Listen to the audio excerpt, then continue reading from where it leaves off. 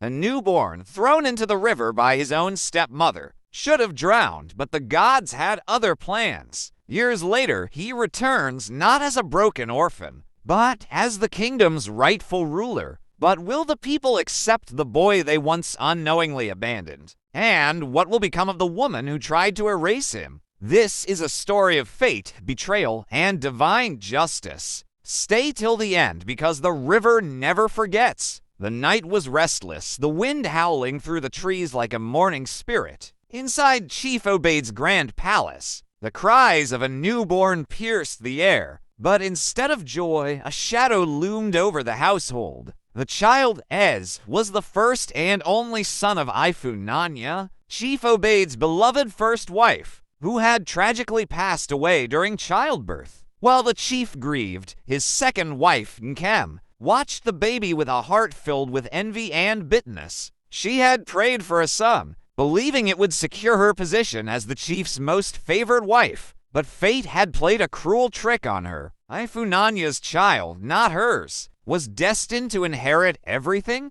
Nkem clenched her fists as she listened to the palace servants coo over the baby, whispering about how he carried his mother's beauty and his father's strength. Rage bubbled inside her. She would not let this child take what belonged to her own son, Jidena. Under the cover of darkness, Nkem wrapped the newborn in a thick cloth, muffling his cries. Her hands trembled, but her heart was resolute. She made her way toward the river, her steps hurried yet cautious. The moon cast an eerie glow on the water as if the gods themselves were watching. When she reached the riverbank, she hesitated for the briefest moment. The baby's tiny face, so peaceful despite the cold night, made her chest tighten, but she quickly shoved the feeling away. "You were never meant to be," she whispered, her voice trembling. And with that, she hurled him into the river. The current swallowed him whole, and Nkem turned away, her heart pounding in her chest. She had won, or so she thought. Deep beneath the surface, the river stirred, glowing with an ethereal light. The gods had seen everything, and the child was not lost. He was chosen.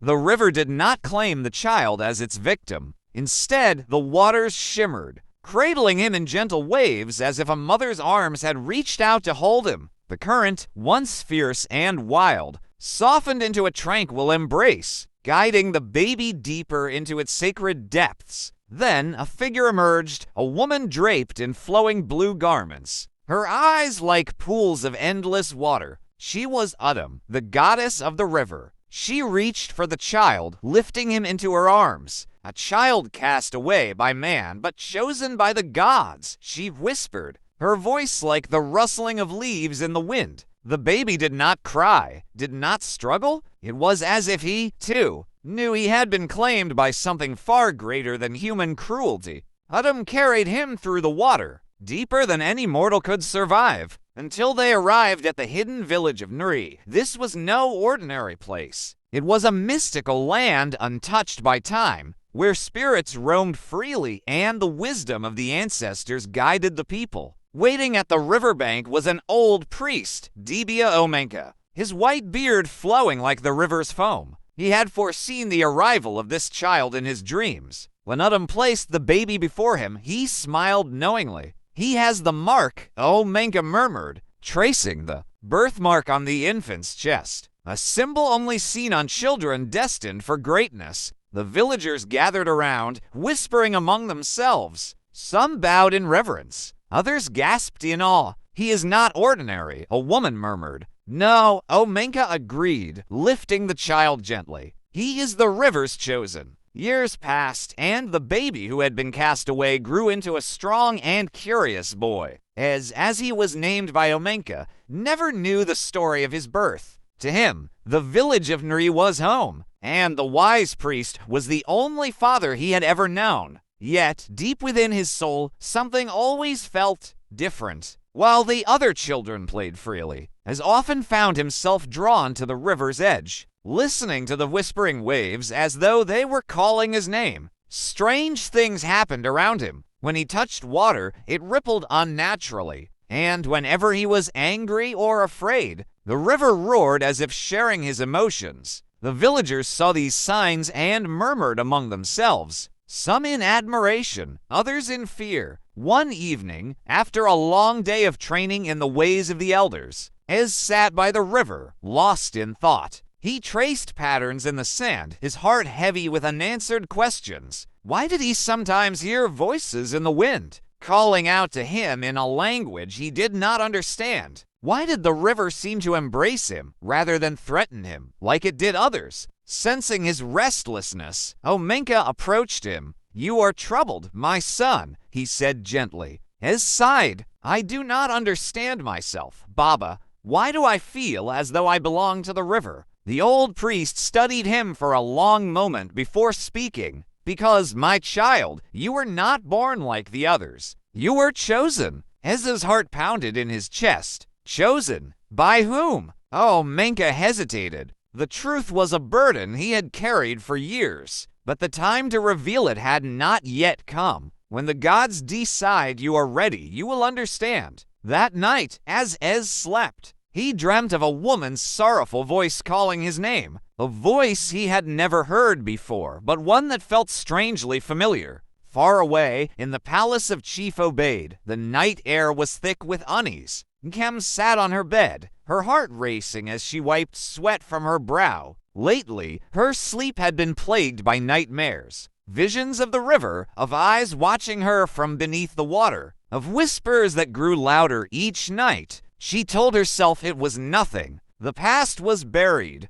No one knew what she had done. The child was gone. He had drowned. Yet, deep inside, fear gnawed at her. The chief's palace bustled with activity as preparations were made for Jidenna, her son, to be formally recognized as the heir. The villagers would gather soon, and her dream would finally come true. Her son would rule. Her place would be secured. But that night, a visitor arrived, a hunched old man with hollow eyes, leaning on a crooked staff. He was a wandering soothsayer, known for speaking truths no one wished to hear. He stood before Chief Obeid and his council, his voice heavy with warning. "The river speaks," he announced. "A great injustice was done, and the gods have not forgotten." Nkem's breath caught in her throat. She gripped the edge of her wrapper, forcing herself to remain still. Chief Obeid frowned. "What injustice?" The old man turned his piercing gaze toward Nkem. "The child you cast away lives." A deafening silence fell upon the room. Nkem's vision blurred. Her hands trembled. Impossible. No one knew. No one had seen. Lies. She hissed, her voice barely above a whisper. "The river does not return the dead." The soothsayer merely smiled. "Then why does it call your name at night?" A chill ran down Nkem's spine. The past, it seemed, had finally begun to awaken. Ez awoke with a start, his body covered in sweat. The dream had come again, only this time the voice was clearer, closer. It was a woman's voice, filled with sorrow and longing, calling his name. But before he could ask who she was, he had jolted awake. Sitting up, he rubbed his eyes, trying to steady his breath. The hut was quiet, save for the occasional hoot of an owl outside. Yet something felt different. He could hear the river, not just its usual gentle rush, but a deep, resonant hum as if it were alive, speaking to him. Unable to resist, he slipped out of bed and made his way through the darkened village, his feet moving as if guided by an unseen force. The villagers were asleep, unaware that something greater than them was stirring. At the riverbank, the water shimmered unnaturally under the moonlight. Ez knelt, peering into the depths. His heart pounded as a vision formed in the water's reflection a palace. A grand hall filled with light. A man seated on a throne with sadness in his eyes. And then, a woman. Her face was blurred, but her pain was unmistakable. "Who are you?" Ez whispered. The water rippled, and suddenly, a soft voice spoke not in his ears, but in his mind. "You must return. Your destiny awaits." A gust of wind rushed through the trees, and Ez stumbled backward, his chest heaving. He didn't understand what was happening, but one thing was clear. He could no longer ignore the pull of the river. Unbeknownst to him, in the village of his birth, Nkem sat awake, her eyes wide with terror. She had heard the voice, too,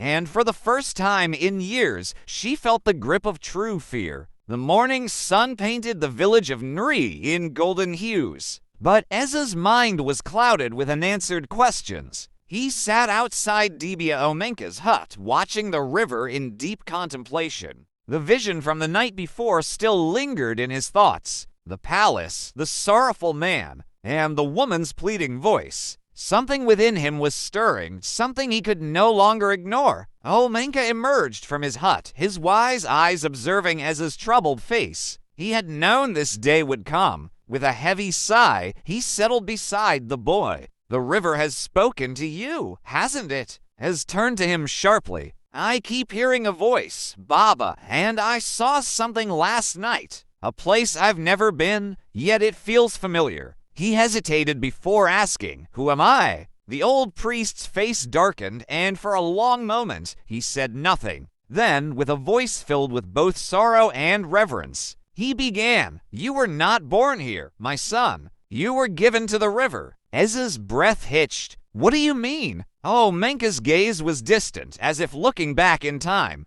"Years ago, a wicked heart cast you into the waters, thinking you would perish. But the gods had other plans. The river did not take your life. It saved you." Ezza's heart pounded. "Who did this?" The priest shook his head. "That truth will reveal itself in time." He placed a firm hand on Ezza's shoulder. "But know this, you are chosen, not forsaken. The river calls you back because your destiny lies beyond these waters." Ez felt a mix of fear and excitement. If what Omenka said was true, then the answers he sought were out there, waiting for him. In the chief's palace, Nkem paced restlessly, her fingers digging into her palms. She had spent the night in terror, the voice from the river echoing in her mind. The child was alive, and if he returned, everything she had fought for would crumble. Ez could not ignore the call any longer. The revelation had shaken him to his core, yet deep inside, a part of him had always known he was different. Now, with the truth unveiled, he realized he had to leave the only home he had ever known. At dawn, he stood before Dibia Omenka, his heart pounding.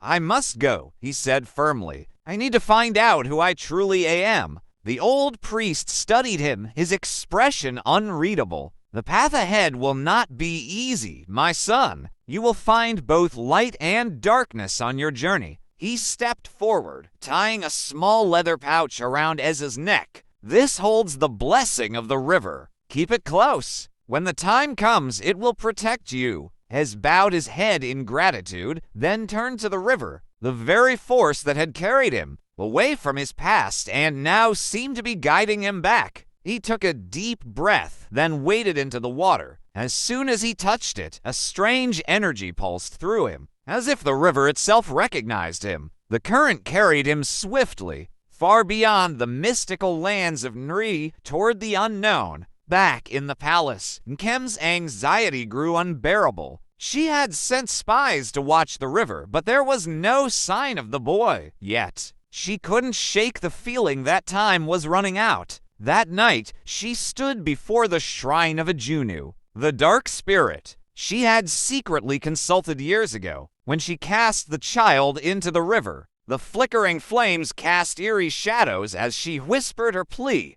"He must not return. If he comes back, everything I have built will be ruined." A sinister wind swept through the room, and a deep, guttural voice echoed from the darkness. "The river does not forget, Nkem, and neither do the gods." Her blood turned to ice. Ez was coming, and nothing could stop him. The river guided Ez for days, carrying him far beyond the borders of Nri. It did not drown him, nor did it let him drift aimlessly. It was as if unseen hands were steering his path. The water whispered to him, filling his dreams with glimpses of a grand palace, a throne, and a woman's anguished cries. Finally, the river brought him to the outskirts of a great kingdom. As he stepped onto solid ground, the weight of the journey settled on his shoulders. He had arrived. But where exactly was here? The village ahead bustled with life. Merchants shouted their wares, children played in the dust, and the aroma of roasting meat filled the air. But as Ez moved through the streets, he felt eyes on him. People stole glances at him, whispering among themselves, "Do you see that boy?" One woman murmured to another, "His face. He looks like someone I know." A man selling yams narrowed his eyes. The chief's son, he muttered under his breath. Ez stiffened. The chief's son. Before he could ask what they meant, a group of palace guards stormed into the market. Their leader, a tall man with sharp eyes, pointed straight at Ez. "You,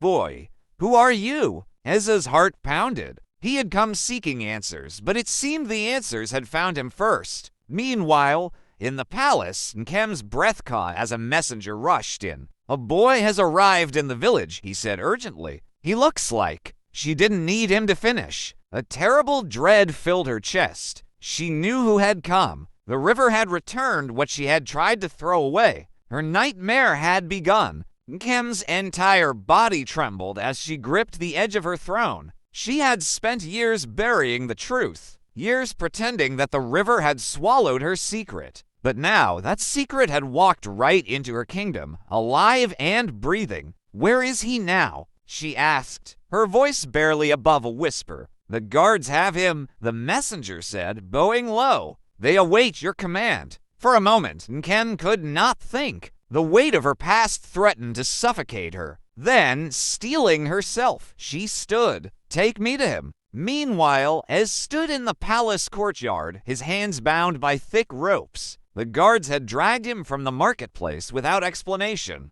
The people of the village had watched in silence, some with curiosity, others with something close to recognition. "Who are you?" the head guard barked. Ez swallowed hard. "I don't know," he admitted, "but I was led here by the river." The guards exchanged uneasy glances. The river. No one spoke of the river lightly in this kingdom. Before they could question him further, the palace doors swung open and Nkem stepped forward, draped in her royal garments. Her piercing eyes met Ez's, and for the first time in her life, she felt her heart stop. He looked just like him, like Obeid, like the man she had married, like the child she had discarded. Ez stared back, his pulse racing. Something deep inside him stirred, a connection he couldn't explain. And then the whispers returned. "She knows who you are." Ez clenched his fists. "Who am I?" he demanded.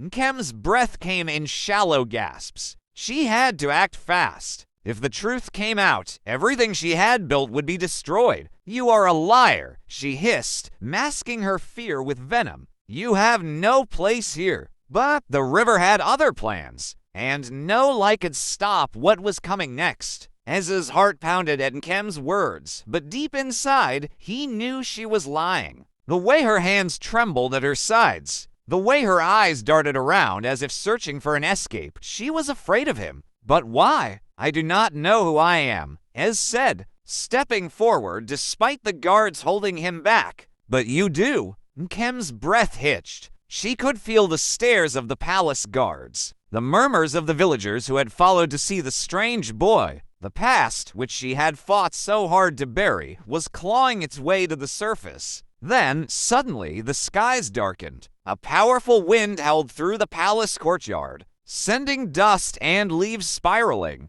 The ground trembled beneath their feet. A deep, thundering voice echoed through the air, coming from nowhere and everywhere at once. "The river does not forget." Gasps and screams erupted among the villagers. Some fell to their knees in terror. Others fled. Even the palace guards stepped back in fear. Ez stood frozen as an overwhelming force filled his body, a warmth that spread through his veins like fire. The river, his river, was with him. Nkem collapsed onto the ground, gripping her head as the whispers returned. Only now, they were not whispers. They were loud, accusing cries. "Murderer, deceiver, you cast away the chosen one." Tears streamed down her face as she clutched the hem of her royal robe. "No," she whimpered. "No, please." Ez stepped closer, his voice steady. "Tell them the truth." Nkem shook her head violently, but the river had spoken, and now so did the people. "Who is he, my queen?" someone in the crowd demanded. Nkem's lips trembled, but the words would not come. because she knew the gods had already made their judgment. Then, Chief Obeid himself emerged from the palace, his eyes locking onto Ez, his breath caught in his throat. It was as if he were looking at a ghost. And in that moment, the truth shattered everything. Silence filled the courtyard as Chief Obeid took slow, trembling steps toward Ez. His eyes, once filled with the authority of a ruler, now held shock, grief, and something Ez couldn't quite understand, recognition. The resemblance was undeniable. The boy standing before him was the very image of himself in his youth. His heartbeat pounded like a war drum. Who are you?" he asked, though he already knew the answer. Ez met his gaze, his voice steady. "I am the one the river chose, the one your wife tried to cast away." A collective gasp rippled through the crowd. All eyes turned to Nkem, who lay trembling on the ground, unable to look at her husband. The whispers grew louder, turning into shouts. "Is it true?" someone cried. Nkem could feel the weight of their accusations pressing down on her, suffocating her. She had spent years ruling as queen, securing her power, but in this moment, she was nothing more than a woman drowning in her sins. Chief Obeid clenched his fists. "Nkem, tell me this is a lie." Tears streamed down her face. She tried to speak, to deny it, but the river's presence was still strong. The gods would not allow her to twist the truth any longer. She choked, her voice barely above a whisper. "I was afraid. I wanted to protect my son, our son." Obeid recoiled as if struck. "You mean you threw our child into the river?" The weight of the confession sent a shudder through the crowd. Even the guards, once loyal to their queen, stepped away from her. The skies rumbled again, and the voice of the gods echoed one final time. "The river has spoken. Justice must be served." Nkem let out a wretched sob, falling to her knees. She had spent years trying to outrun the gods, but there was no escape. Obeid turned to Ez, his eyes filled with sorrow and shame. "My son, I did not know." Ez, despite the pain of his past, saw the truth in his father's eyes. Obeid had been deceived just like everyone else. But now he had a choice, one that would determine his fate and the kingdom's future. Would he embrace the destiny the river had given him?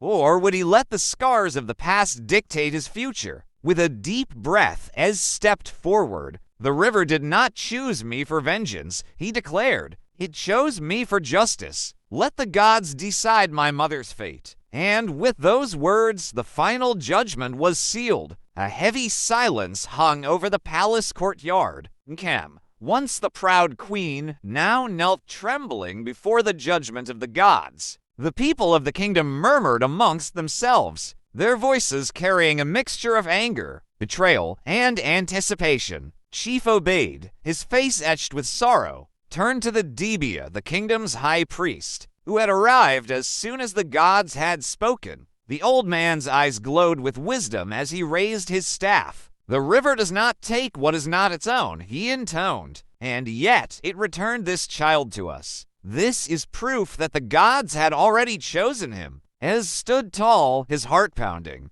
He had no desire for bloodshed, but justice had to be served. "What will happen to her?" he asked. The Dibia walked to Nkem, looking down at her as she wept. "You cast your own son into the waters, believing you could outwit fate," he said, his voice solemn. "For your crime, you will not be executed. Your punishment shall be worse than death. You shall be cast out, stripped of your title, and exiled from this land forever. You will live knowing that the boy you discarded now holds the power you once sought to destroy." A collective gasp echoed through the crowd, followed by nods of approval. To be exiled from one's own kingdom, to be forgotten and erased from history, was the greatest punishment one could receive. Nkem let out a strangled cry, but no one came to her defense. Even the guards who had once sworn loyalty to her turned their backs. She had betrayed not only her son, but the entire kingdom. Obeid stepped forward, his expression unreadable.